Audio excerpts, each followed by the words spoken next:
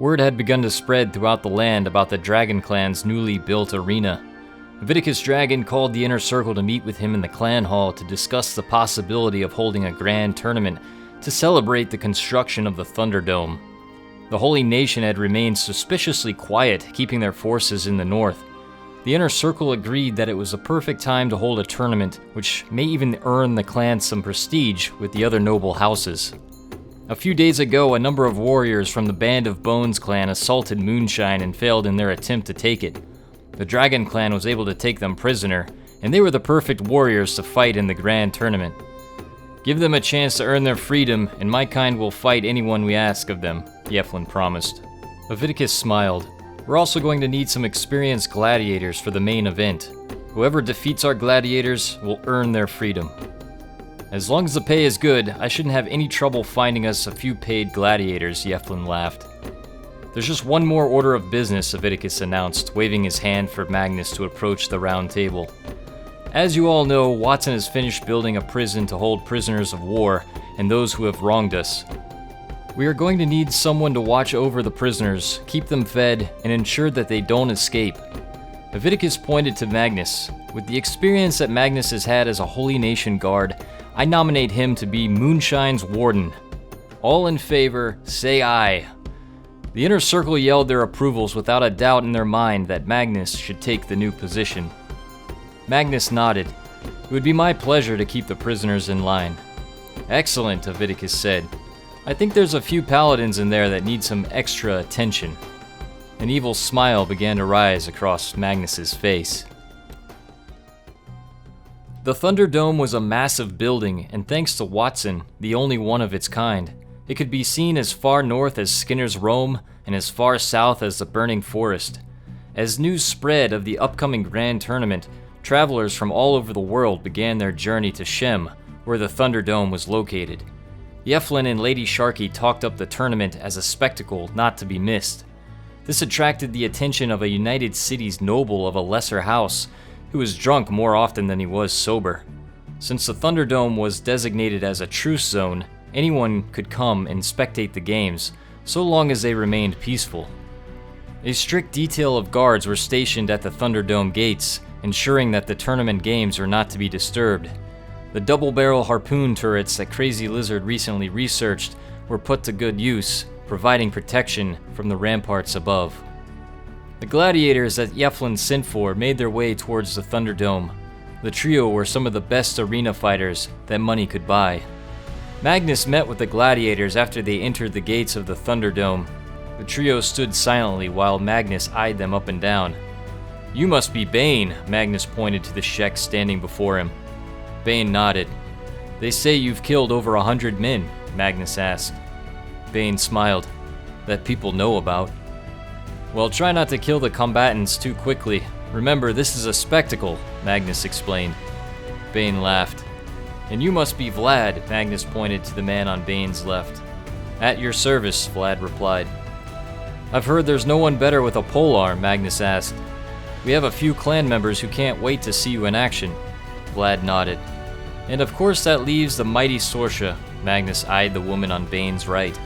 The champion of Black Scratch, Magnus announced. On behalf of the Dragon Clan, we welcome you to the Thunderdome. The Thunderdome began to fill a crowd on the day of the grand tournament. Spectators could be seen chatting amongst themselves, placing their bets on the gladiator of their choice. The gladiators could be seen warming up, practicing their strikes against the training dummies. This led to a lot of speculation on to who was the most dangerous. That must be the tallest Shek I've ever seen, a person whispered to their friend. He could cut a man in two with that sword. Vlad is so handsome, the other woman said, giggling amongst her friends. I hope he wins! The Dragon Clan had spread out amongst the crowd, trying to get the best view for the upcoming action. As the noise from the crowd started to die down, Aviticus began his opening speech. Welcome to the Thunderdome. If you've come for blood, then you've come to the right place. The crowd began to cheer once more, excited to see some battles. Before the main event, we have a few mock battles between our clan members, Aviticus shouted. Aviticus motioned for the first combatants to enter the center of the Thunderdome. She became a flotsam ninja, and with the tutorings of her mentor, the Great Maul, she has fought the Holy Nation with a fury known only by those in hell itself. Kenshians, I give you Lady Sharky! Captured by slavers and sold into slavery, she was forced to work in the mines of Rebirth. Clever planning and a will of iron allowed her to escape her destined fate. Kenshians, I give you Apple! Lady Sharky and Apple began to stare each other down as the crowd went silent. Without a moment's notice, Lady Sharky charged at Apple, and the battle began.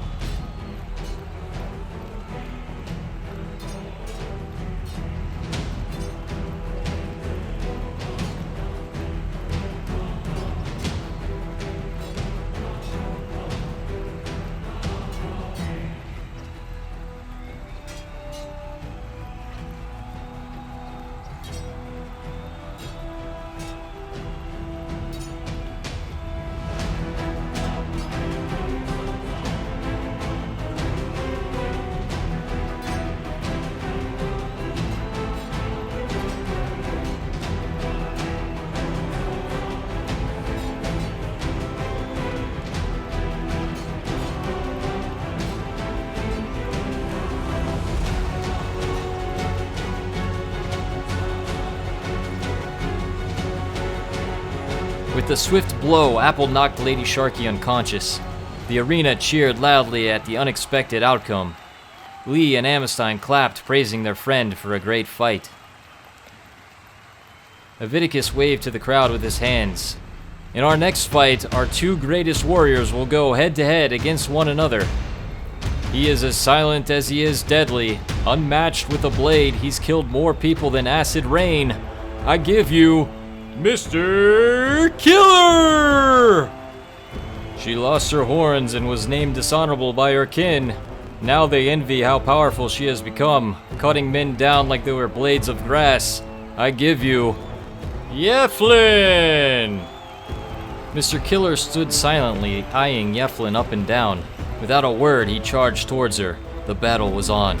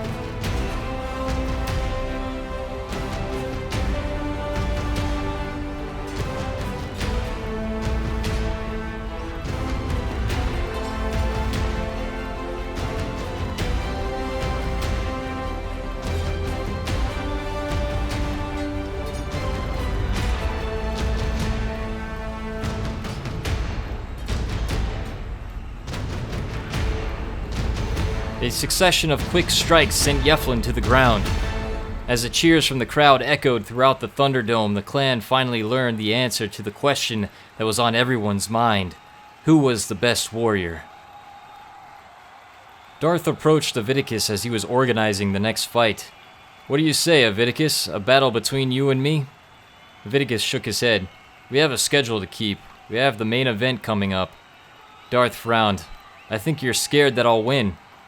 I'm not scared, Aviticus snapped. Then prove it, Darth replied.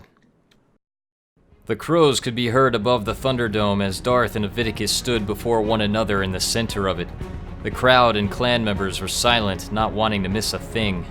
Aviticus grit his teeth and began to charge, slicing at Darth with everything he had. The battle was on.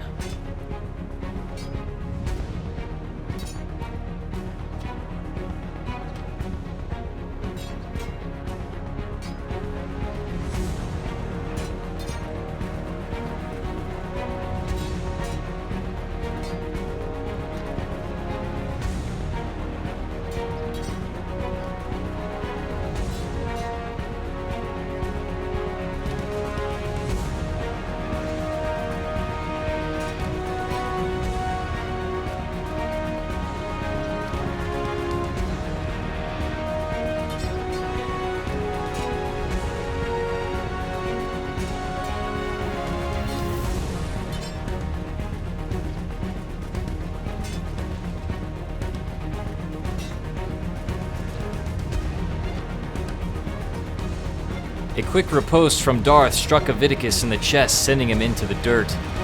Darth looked down at Aviticus as he clutched his stomach. "You've grown weak, Aviticus." The first floor of the Thunderdome prison was where Magnus would spend most of his time when he wasn't feeding prisoners and keeping them in line. Watson had built him a really nice bed to sleep on, which Magnus was thankful for. Magnus could hear Aviticus rallying the crowd together. "Are you ready for the main event? Whoever defeats our gladiators will win their freedom!" The main event was about to start, and Magnus needed to get the warriors ready. "You hear that, ladies?" Magnus shouted as he walked through the halls. "Beat all 3 gladiators and you win your freedom.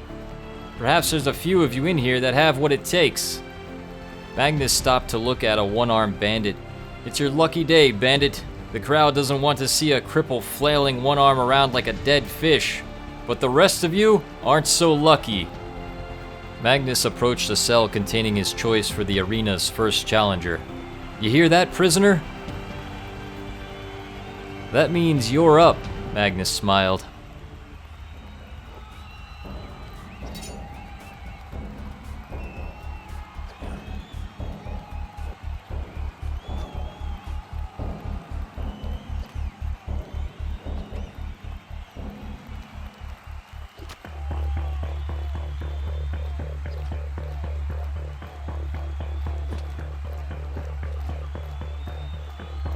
Vlad stood over the corpse of the first challenger as he heard his name being chanted throughout the Thunderdome. "Vlad! Vlad! Vlad the Impaler!" "Looks like your friend didn't last very long. Let's hope you last longer than he did."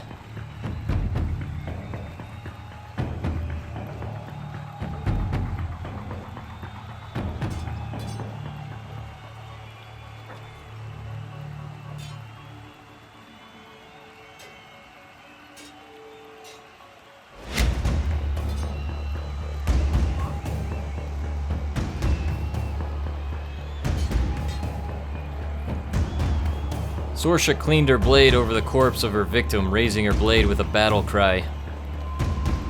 "Alright, Paladin, let's see what you've got."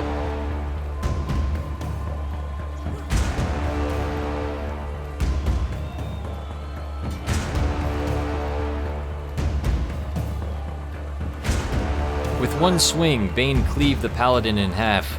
Laughing at the corpse, Bane stood as the crowd went wild. "You there, what's your name?" Cookie looked down at Magnus from within his cage. "Cookie." "Cookie?" Magnus asked. "Why do they call you that?" "When I stomp on my enemies, they are flattened like a cookie." Magnus gulped. "I'll be back with an extra pair of hands. You're up next." Cheers from the crowd could be heard as Cookie began to walk into the Thunderdome. Blood covered the sand from the battles that took place before. Cookie was given some run-down trader's leathers with a dull-edged spiked club. While swords lost a lot of their cutting and piercing abilities from a dull edge, spiked clubs could still smash someone's skull in. It was clear to Cookie that the gladiators were given the better equipment. Aviticus began to introduce the men fighting. "He is the tallest Shek I've ever seen, and a band of bones warrior who assaulted these very gates. Captured and forced to fight for his freedom. Kenshians, I give you Cookie!" "You know him from the earlier battles. His spear pierces with deadly accuracy, leaving his enemies impaled on the sand. I give you Vlad the Impaler!" Cookie stood with his hands across his chest, unimpressed by the man before him.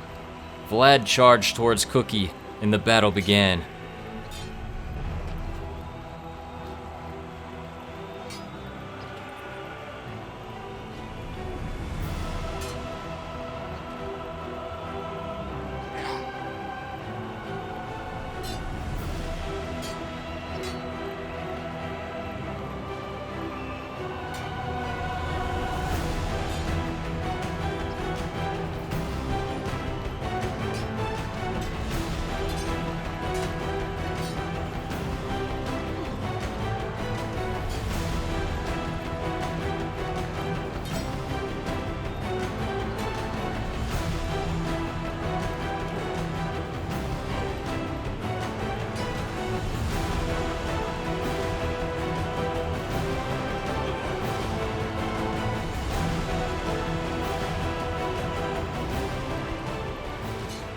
An overhead strike hit Vlad in the head, knocking him out cold.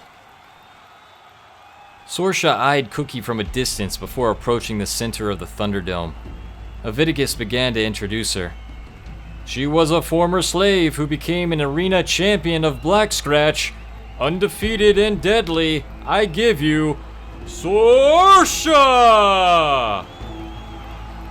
Cookie almost choked when he saw Sorsha coming out to face him. He towered over her, ready to smash her to bits. Sorsha lunged at Cookie like a viper, hoping to catch him off guard. The battle raged on.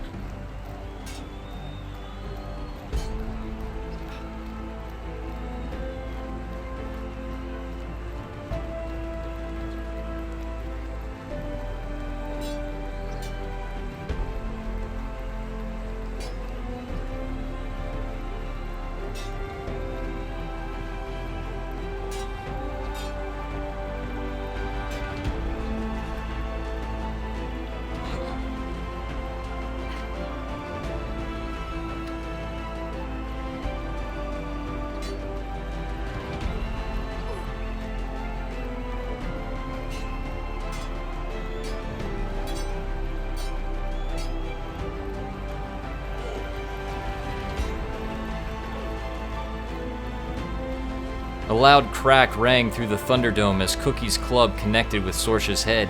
She was barely breathing. He had won once more. Cookie has won against 2 of our gladiators, Aviticus announced. One more win and Cookie will have earned his freedom. With 1 contender to go, do you think he can do it? Place your bets, quickly. This is it, Aviticus said. It comes down to this final battle. History will be made here today as 2 Shek will battle for their very lives. The next contender needs no introduction. He's killed 100 men and just recently cut a man in 2 while laughing at the corpse. Kenshians, it is my pleasure to give you Bane! Bane walked out to the center of the arena, never taking his eyes off of Cookie. While Bane was large for a Shek, Cookie was still taller than him. The 2-handed sword Bane carried would be slow to swing, but devastating if it actually hit him. Cookie would need to be fast on his feet if he wanted to survive this encounter. Bane yelled at Cookie, "I'm going to enjoy watching you bleed." Lifting his 2-handed sword out of its scabbard, Bane let out a large roar and began to charge.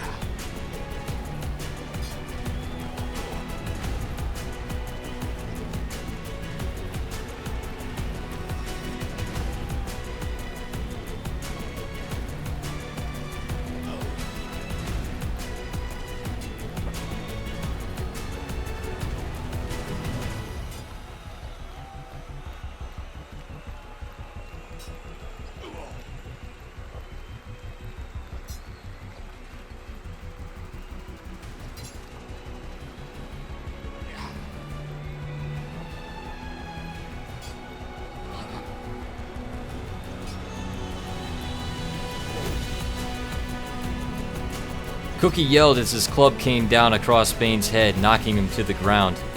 Bane was wounded, but slowly began to rise. The battle continued.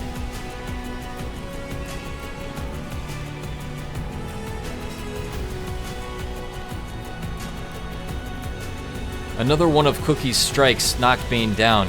Slowly, he rose once again. "Get up," Cookie commanded. Bane slowly obliged.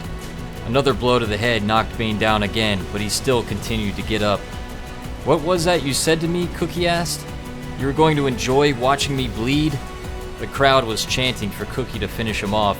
Cookie roared, "Cookie smash!" as his club made contact with Bane's skull.